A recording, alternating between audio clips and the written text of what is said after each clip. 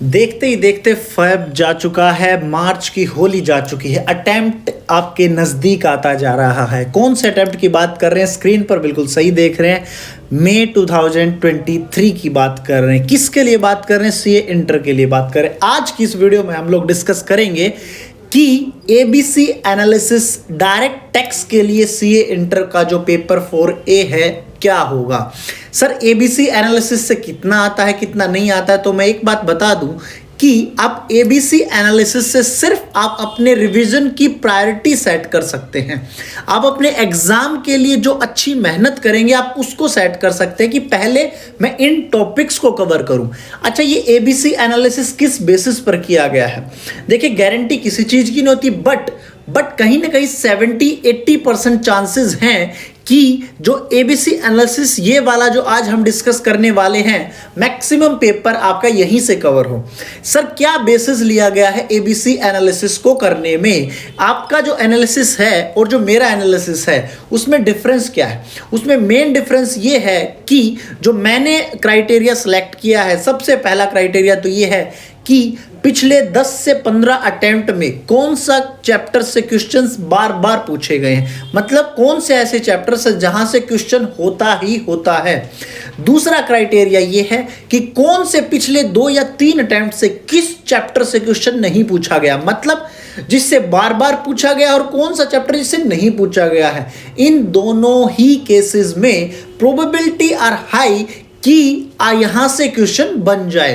तो जब भी आप रिवीजन करें आप इस चीज को जरूर देख लें, कहीं ना कहीं नोट डाउन कर लें कि जो डायरेक्ट टैक्स का एबीसी एनालिसिस है वो यहां से शुरू होता है। कैटेगरी ए, बी और सी, 3 कैटेगरी में मैंने बांटा है। कैटेगरी ए आपको कर ही जानी है चाहे कुछ हो जाए। कैटेगरी बी अगर टाइम कम रहा, हालांकि करनी तीनों है, बट मैं उस कंडीशन की बात कर रहा हूं कि प्रायोरिटी कैसे सेट करनी। कैटेगरी ए तो होगी। बी की जो कुछ पहले के चैप्टर हैं वो भी ज्यादा इंपॉर्टेंट हैं, लेकिन उससे इंपॉर्टेंट कैटेगरी ए में आ गए। आप समझ गए? तो जो अगले वाली स्क्रीन है उसमें हम लोग देखेंगे अब कि आपके लिए एबीसी एनालिसिस है क्या।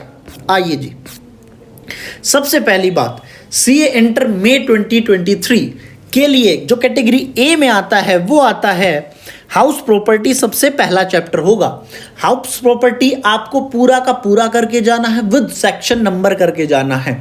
जितने भी सेक्शन हैं हाउस प्रॉपर्टी में वो सारे के सारे आपको करने ही हैं। टिप्स पे आपको सेक्शन नंबर भी याद होने चाहिए।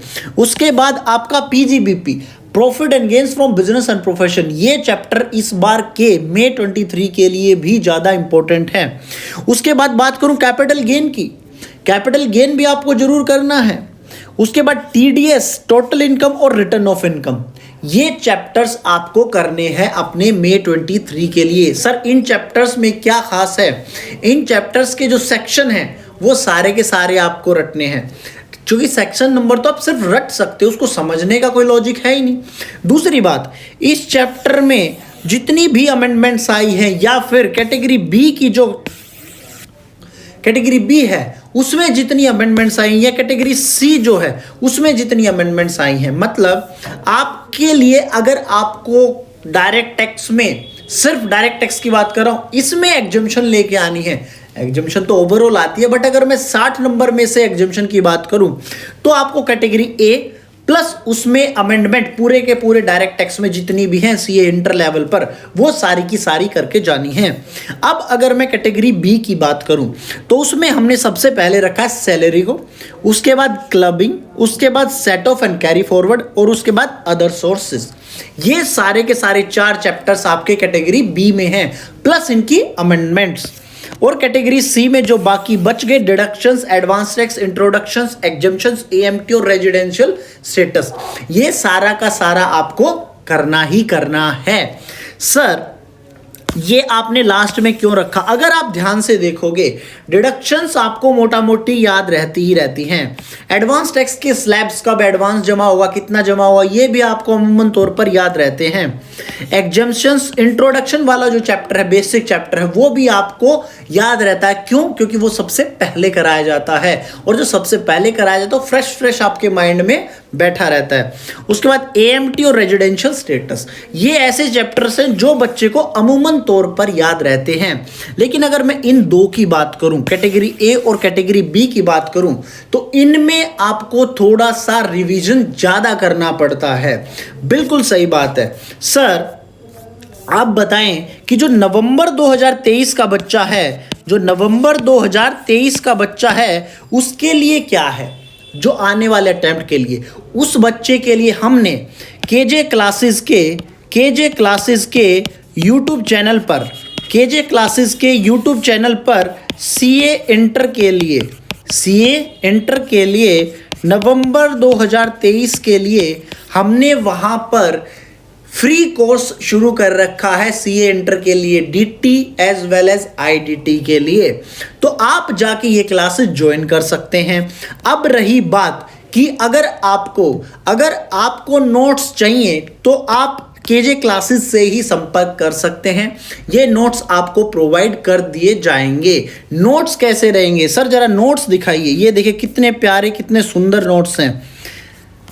ये देखिए एकदम शॉर्ट क्रिप्स नोट्स हैं, आपके इंपॉर्टेंट जो एग्जाम में आना है, सारे के सारे रेलिवेंट पॉइंट हैं। बीच बीच में हमने कंटेंट रेड कर रखा है। जब एग्जाम डे पे आप जाएंगे तो आप अपना रेड मार्क से जो है वही पढ़कर जा सकते हैं। फिर भी अगर आपको कोई भी डाउट है तो आप नीचे दिए गए नंबर पर जरूर कांटेक्ट कर सकते हैं।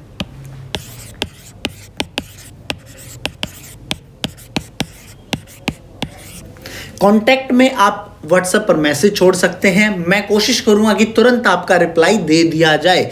इस वीडियो के देखने के लिए बहुत बहुत धन्यवाद।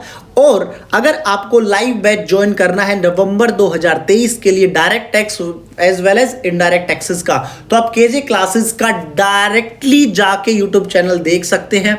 इस पर हम डेली लाइव क्लासेस लेते हैं, लाइव आते हैं। अगर आपको कोई डाउट है तो आप वहां पे कमेंट बॉक्स में भी अपना डाउट पूछ सकते हैं। Thank you very much. जय हिंद, टेक केयर।